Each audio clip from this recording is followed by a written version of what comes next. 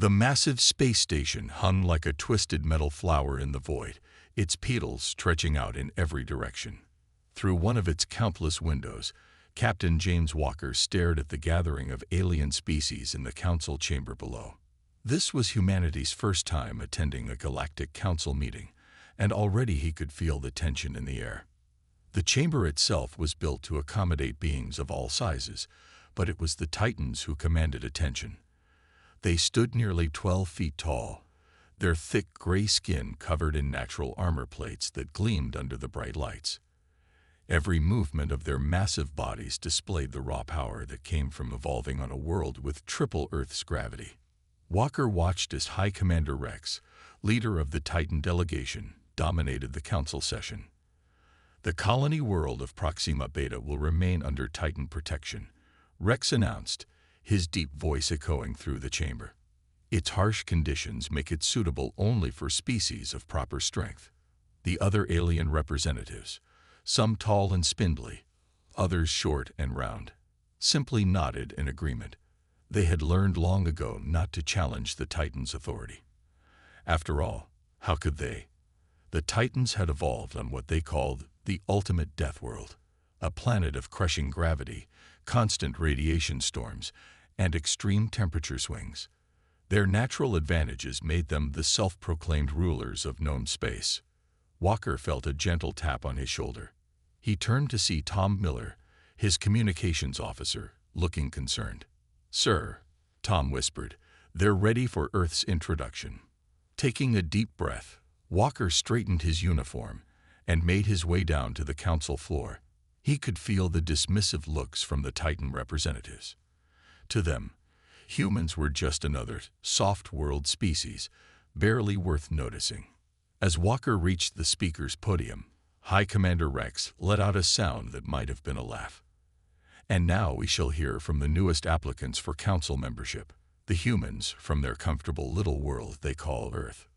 Walker activated the holographic display, showing images of Earth's achievements, its cities, spacecraft, and people. "Thank you, High Commander. Earth presents itself as a candidate for full council membership. Our species has achieved faster-than-light travel independently, and we bring new technologies in medical science and environmental adaptation." Rex interrupted, his massive form looming over the podium. "Tell us, tiny human, what is the gravity of your homeworld?" "1 standard G," Walker replied calmly. The chamber filled with murmurs. The Titans exchanged looks of amusement. "And your atmospheric pressure? The radiation levels? Surely you face some challenge that would make your species worthy of notice." Rex's voice dripped with mockery. "Earth is what you would classify as a Class 3 habitable world," Walker answered. "But a Class 3, Rex bellowed. "Barely more challenging than a garden world. Look around you, human. This council chamber itself is maintained at conditions that would kill most Class 3 species. We keep it at triple standard gravity, with elevated radiation levels, as befits the true rulers of space. Yet you dare to seek membership." Walker felt the artificial gravity increasing, saw some of the smaller alien species struggling to stand. The Titans were showing off, demonstrating their power in the most direct way possible. But Walker didn't flinch. He remained standing straight, even as sweat began to bead on his forehead. "Interesting," Walker said, his voice steady despite the strain. "On Earth, we have a saying. The true measure of superiority isn't what conditions you can survive, but how well you can adapt." Rex stepped closer, his massive form casting a shadow over Walker. "Is that a challenge, human?" Walker looked up at the Titan, a slight smile playing on his lips. "Not at all, High Commander. Simply an observation.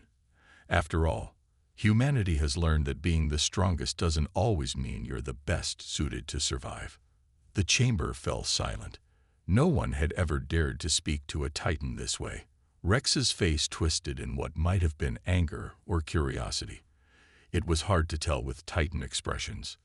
"We shall see about that, human," Rex rumbled. "We shall see." As Walker left the council chamber that day, he knew the real challenge was just beginning. Humanity would need to prove itself in ways the Titans couldn't imagine. Because while the aliens might rule through strength, humans had something far more valuable: the ability to adapt, to think, and to overcome. The game was on, and Earth was playing for keeps. 3 days after the council meeting, Walker stood in the station's main observation deck, watching the steady stream of ships arriving for the upcoming trade conference. The deck was supposed to be empty at this hour, but he wasn't alone. "Your species is causing quite a stir," said a soft voice behind him. Walker turned to see one of the smaller alien council members, a blue-skinned being named Dart. No one has ever stood up to the Titans like that. Before Walker could respond, the deck's entrance hissed open. 4 Titans walked in, led by Commander Rex. They moved with deliberate slowness, their heavy footsteps making the deck plates vibrate. "Enjoying the view, human?" Rex's voice filled the room. "Perhaps you'd like a closer look at the true depths of space." He gestured toward the massive window. Walker noticed how the Titans had spread out, surrounding him and Dart.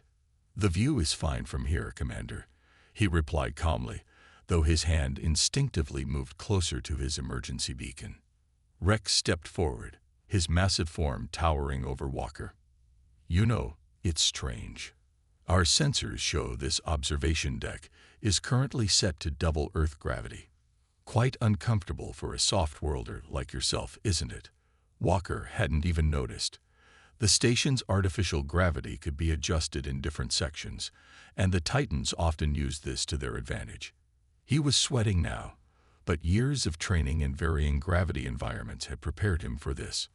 "Actually," Walker said, maintaining his composure, "we have similar gravity chambers on Earth. They're quite popular with our athletes." Rex's eyes narrowed. "Then perhaps you wouldn't mind if we increased it further. For scientific curiosity, of course." He moved to the control panel. The gravity jumped to triple Earth normal. Walker's legs trembled but held. Dart, the blue-skinned alien, collapsed to the floor with a gasp. "Stop this," Walker demanded, fighting to stay upright. "You're hurting him." Showing concern for weaker species, Rex laughed. Typical soft-world thinking. Only the strong deserve. He never finished the sentence. Walker, despite the crushing gravity, had managed to reach Dart. In one smooth motion, he activated his suit's emergency environmental shield, expanding it to cover both himself and the fallen alien.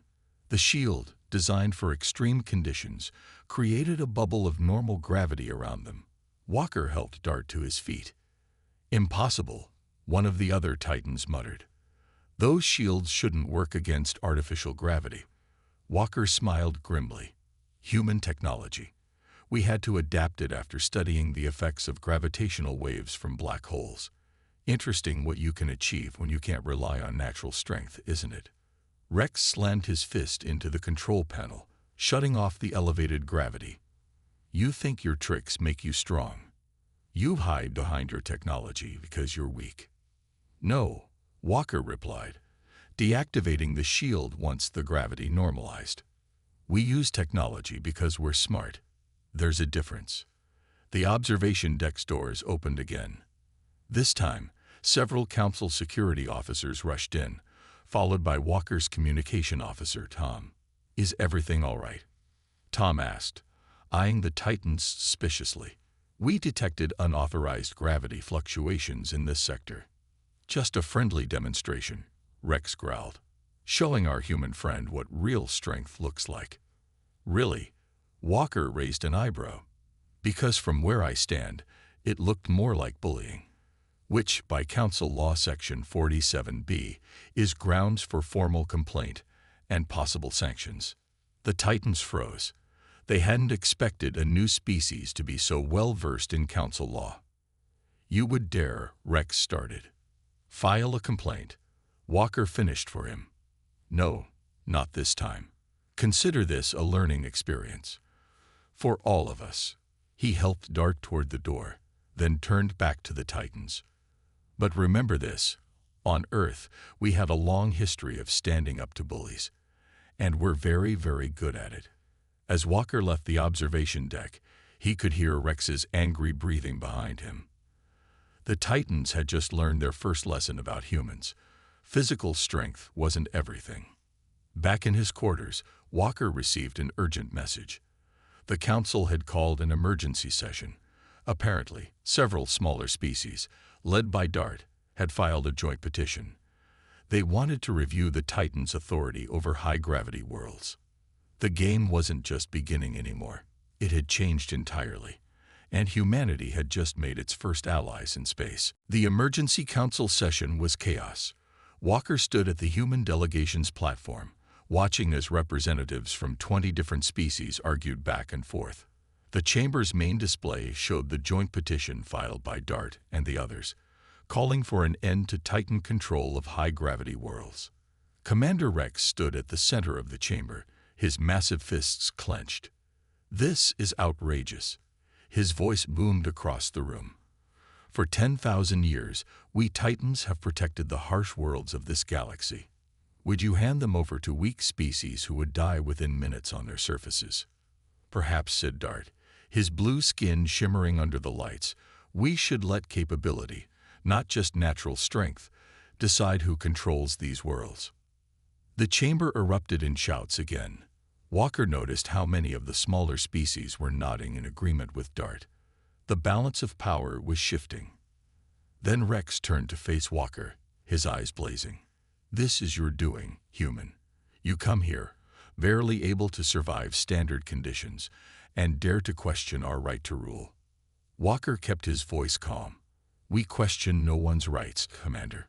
We simply believe that all species deserve a fair chance to prove themselves." "Prove themselves?" Rex's laugh was like thunder. "Very well then. Let us have proof." He raised his arms, addressing the entire council. "I propose the ancient trials." The chamber went silent. Even the council leaders looked shocked. "The ancient trials haven't been invoked in 5,000 years, one of the elder council members said softly. "What are the ancient trials?"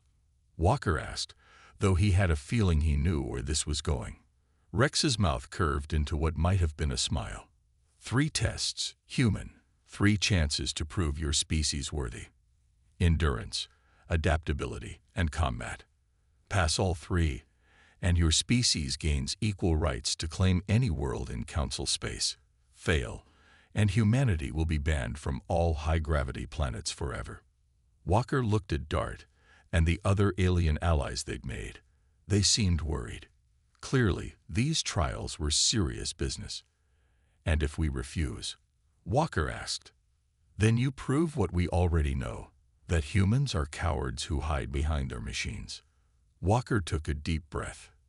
He knew this was a trap, but it was also an opportunity. He pressed his communicator. "Earth Command, are you getting this?"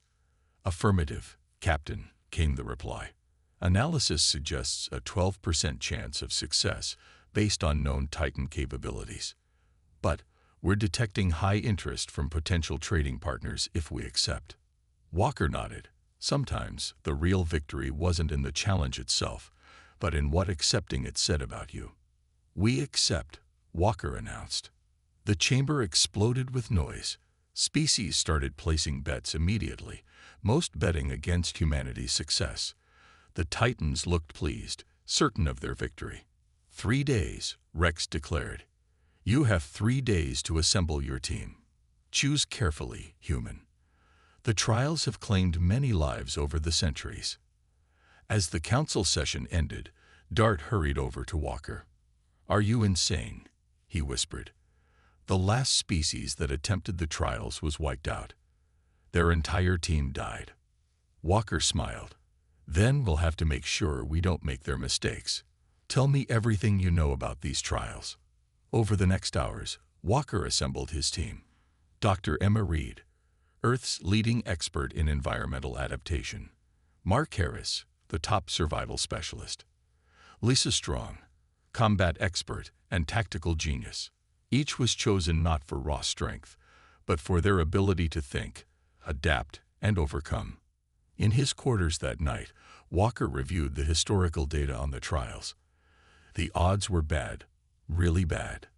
But humans had faced bad odds before. They'd survived ice ages with stone tools. They'd crossed oceans in wooden boats. They'd reached space in metal cans powered by controlled explosions. His computer beeped with a message from Earth Command. Team approved. Additional data suggests Titans have never lost these trials. Good luck making history. Walker looked out his window at the stars. The Titans thought physical strength made them unstoppable. They were about to learn that humans had something far more dangerous: the ability to adapt, to learn, and to change the rules of the game itself. In 3 days, the real test would begin, and humanity would show the galaxy exactly what they were capable of. The first trial began on a planet that looked like hell itself. Twin suns burned in a red sky, and the gravity was twice that of Earth. Steam vents shot hot gases into the air, and the ground was covered in sharp black rocks. Walker stood with his team at the starting line. They wore the newest environmental suits that Earth had developed, much lighter than traditional space gear. Next to them, the Titans wore nothing but their natural armor, looking completely at home in the harsh conditions. "The endurance trial is simple," announced the council judge, hovering safely in a protected platform above. "Race across the Valley of Storms. First team to reach the mountain peak wins. No weapons allowed, but environmental protection is permitted." Commander Rex laughed at the human suits. "Hide in your shells, soft-worlders. It won't save you." The starting horn blasted. The Titans immediately charged forward, their powerful legs crushing rocks beneath them. They quickly took the lead, moving with incredible speed despite the high gravity. But Walker's team didn't chase them. Instead, they formed a line and started moving at a steady pace. "Remember the plan," Walker said through the team radio. "We're not racing them. We're hunting them." Dr. Reed checked her instruments. Body temperatures holding steady. Suit cooling systems working perfectly. This was humanity's secret weapon. While the Titans were naturally strong, they had to use massive amounts of energy to move in high gravity. They would get tired. Humans, with their superior cooling systems and efficient movement, could keep going for hours. The first hour passed. The Titans were far ahead, but already showing signs of slowing. The hot suns and constant effort were taking their toll. "They're doing exactly what the ancient humans did during persistence hunting," Mark Harris commented, maintaining his steady pace, sprinting until they overheat. The second hour brought them to the steam vents. The Titans had slowed considerably, their gray skin covered in moisture as their bodies fought to cool down. Walker's team kept their same, steady pace. "Look," Lisa Strong pointed.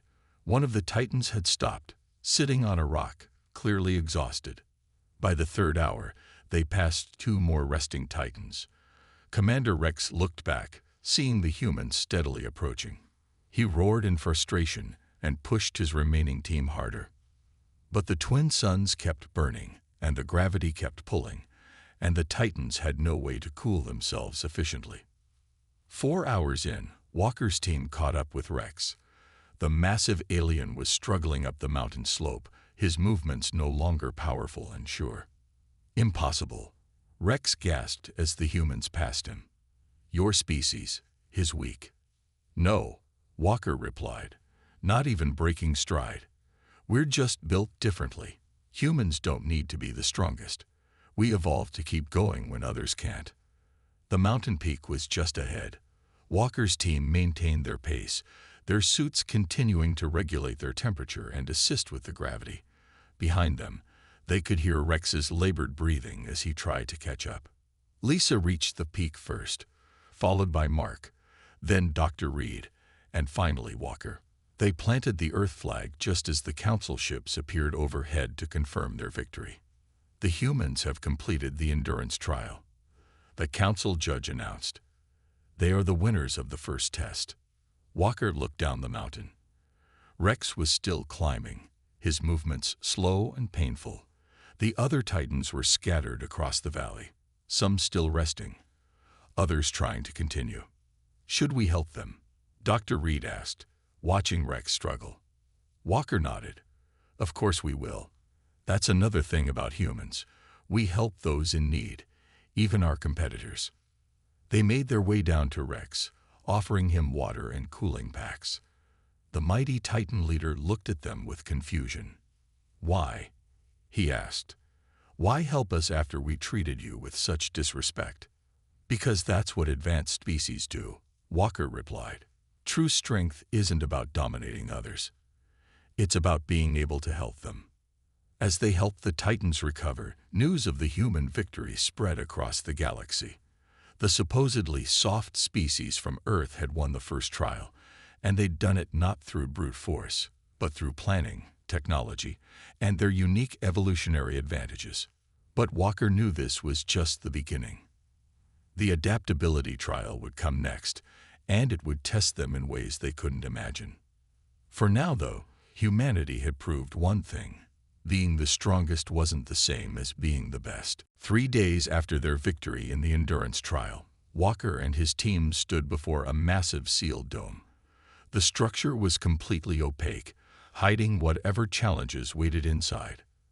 The adaptability trial tests your ability to survive rapid environmental changes, the council judge announced. Inside this dome, conditions will shift every 15 minutes.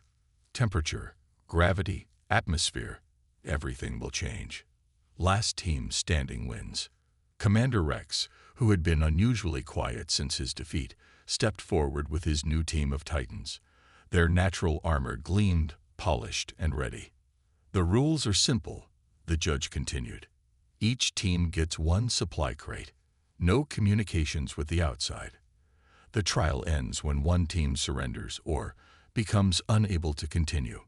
Walker looked at his team's crate. Unlike the Titan's massive container filled with heavy equipment, the human crate was small, containing carefully chosen tools and Dr. Reed's experimental environmental devices. "Ready?" the judge asked. Both teams nodded. "Then enter, and may your species' strength guide you." The dome's doors opened, revealing a normal-looking room. Both teams stepped inside, and the doors sealed behind them. "First change in 3 minutes," announced a computerized voice. "Prepare yourselves." Dr. Reed quickly set up her monitoring equipment. "Remember, everyone, we're not trying to overpower the environment. We're going to adapt to it." The Titans were already arranging their heavy-duty survival gear, looking confident. "Change beginning," the computer announced. Suddenly, the room temperature dropped to -50 degrees. Ice crystals formed on every surface. The Titans immediately huddled around their heating equipment, their natural armor growing frost. But the humans were ready. Dr. Reed activated their thermal adapters, thin, flexible strips that used the cold itself to generate heat through a reverse thermal process.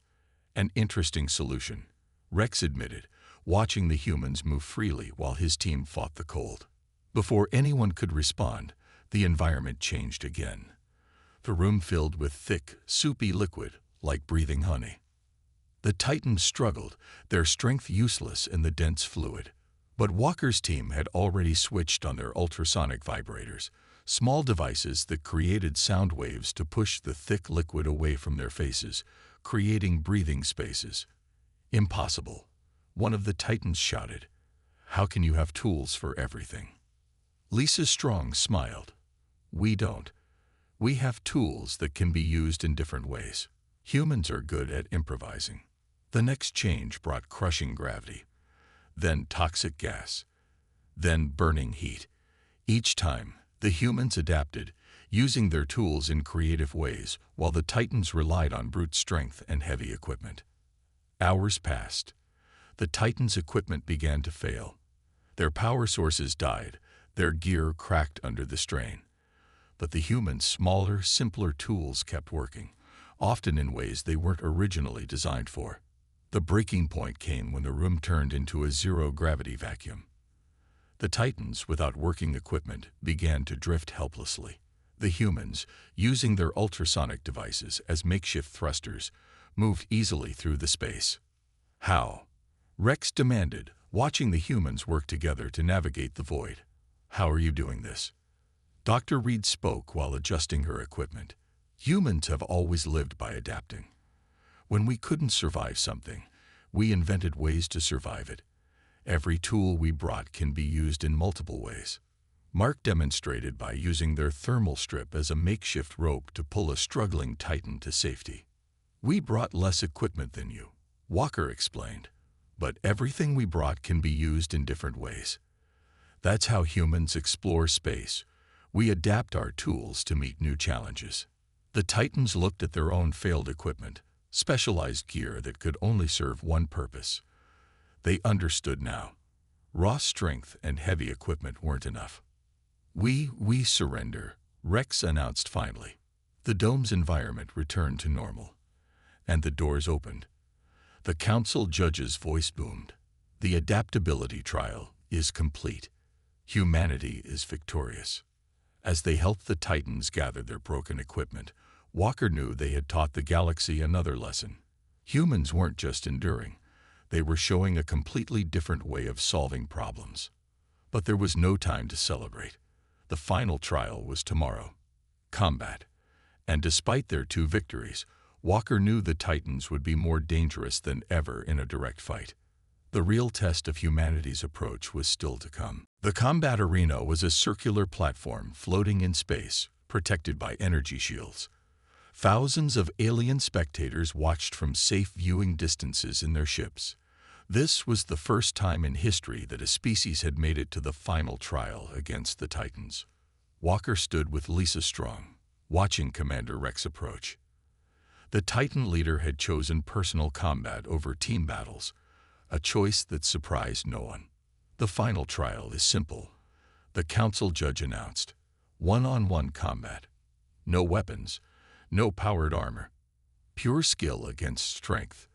The winner's species claims victory in the ancient trials. Lisa stepped forward. As Earth's combat expert, she would face Rex. She was half his size, but her eyes showed no fear. Still hiding behind others, human leader. Rex taunted Walker. No, Walker replied calmly. I'm trusting my expert. That's what good leaders do. The arena's shield activated, trapping Lisa and Rex inside. The massive Titan stretched to his full height, his natural armor plates shifting like living metal. Last chance to surrender, little human, Rex growled. I don't want to kill you. Lisa's response was to drop into a fighting stance. You know, Commander, you still haven't learned the most important lesson about humans. And what's that? We study our opponents. The fight bell rang. Rex charged forward like a living tank, expecting to end the fight in one move. But Lisa wasn't there anymore. She had shifted aside smoothly, letting the Titan's momentum carry him past. Stand still, Rex roared, turning for another charge. Why? Lisa asked, dodging again. Because that's what you want. That's your problem, Commander. You always expect others to fight your way.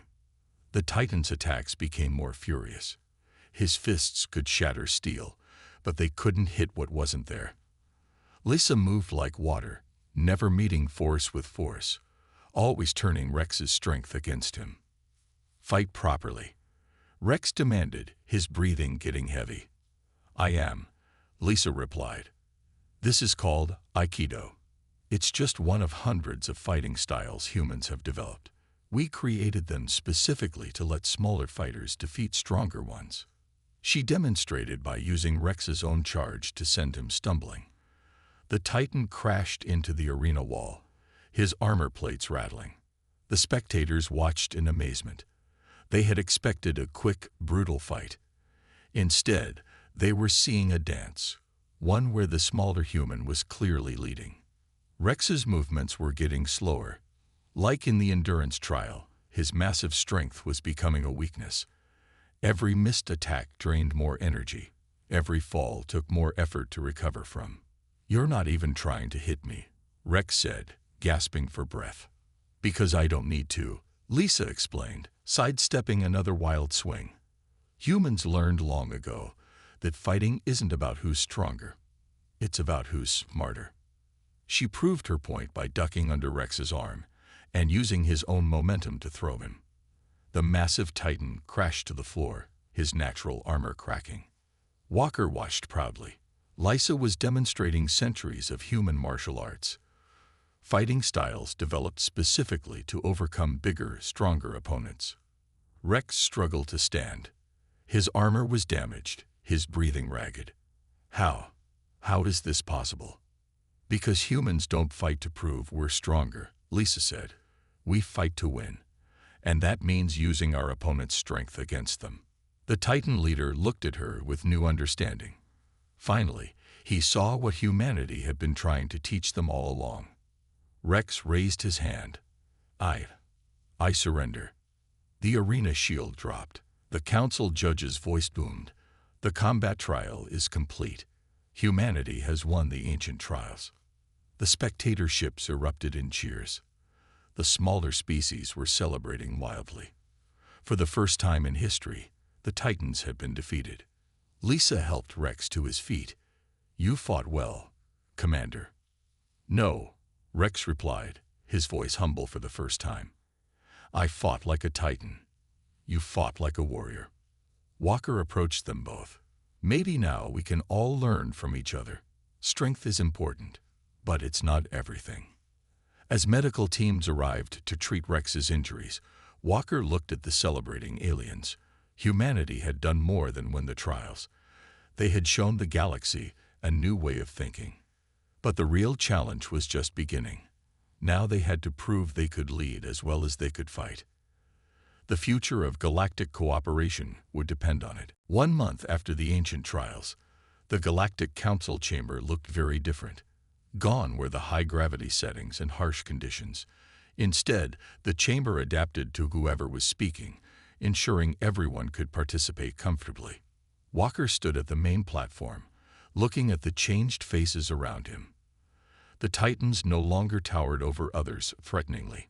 They sat among the other species, their recent humbling experience having taught them valuable lessons. The results of our first open planet colonization program are in, Walker announced to the chamber. Using human environmental adaptation technology combined with Titan natural resistance, we've successfully established 15 new colonies on previously uninhabitable worlds. Commander Rex, now serving as the Titan representative rather than their absolute leader, stood up. His armor still showed marks from the combat trial, which he had chosen to keep as a reminder. The Titan Assembly admits we were wrong, Rex said, his voice carrying none of its old arrogance. For millennia, we believed strength was everything. Humans showed us a better way. By working together, we achieved more than any species could alone. Dart, the blue-skinned alien who had first supported humanity, activated his speaking light. The smaller species coalition reports success as well. Human tools combined with our natural abilities have opened up new possibilities we never imagined. Walker nodded, bringing up a holographic display of the galaxy. Bright points of light showed the new colonies, places where different species now work together, each contributing their unique strengths. But our greatest achievement, Walker continued, isn't the colonies themselves. It's what we've learned from each other. The display showed images from across the galaxy, Titans teaching other species how to survive extreme conditions, humans sharing their adaptation technologies, smaller species contributing their specialized knowledge. Dr. Emma Reed stepped forward. She had been working with various species to develop new environmental suits. Every species has something to teach us, she said. The Titans showed us how to build stronger structures. The floating ones taught us new ways to manipulate gravity. Together, we're all becoming better. Lisa Strong, now running a multi-species combat training program, added her report. We're combining fighting styles from across the galaxy. The Titan's strength, human technique, and other species' unique abilities. The result is something entirely new. The chamber filled with approving sounds. Species that had once competed now collaborated. The galaxy was changing, growing stronger through unity rather than competition. Mark Harris presented the exploration reports. Mixed species crews are reaching deeper into unknown space than ever before. Each member brings different abilities, making these teams more successful than any single species could be. Walker looked at his notes for the final announcement. This was the moment that would truly change everything. "The Council has voted," he said. "From today forward, no single species will have exclusive rights to any type of world. Instead, colonies will be established by teams that prove they can handle the challenges together." The chamber erupted in cheers. Even the Titans joined in, having learned that sharing power made everyone stronger. Commander Rex approached Walker after the session. "You know," he said thoughtfully, "when you first arrived, we thought you were weak. Now we understand that humans aren't strong despite their adaptability. They're strong because of it." Walker smiled. "And we learned that physical strength isn't something to dismiss either. It's all about how you use what you have." They watched as council members mingled, sharing ideas and making plans. Species that had once feared each other now worked together as friends and partners. "The galaxy was stagnant under our rule," Rex admitted. "We thought we were protecting others, but we were holding everyone back, including ourselves." "That's the funny thing about progress," Walker replied. "Sometimes you have to let go of old ways to find better ones." As the day ended, Walker sent his final report to Earth. The message was simple: mission accomplished. The galaxy is changing, and humanity helped make it better not by conquering or dominating, but by showing their strength and working together. The stars seemed brighter that night, full of new possibilities. Humanity had proven themselves to the galaxy, not just through their own strength, but by helping everyone become stronger. It was a new age of exploration and cooperation, and it was just beginning.